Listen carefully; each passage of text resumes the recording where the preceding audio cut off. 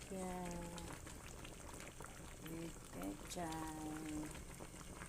Ginataang tilapia guys with pechay ang ating menu ngayon ng lunch namin today.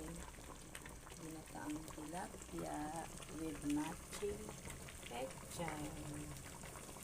Ayan, sarap yan. Lutuin nyo na rin ito guys.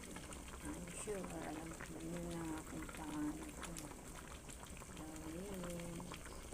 Kain na tayo guys. Kuha na kami ng kanin na mainit.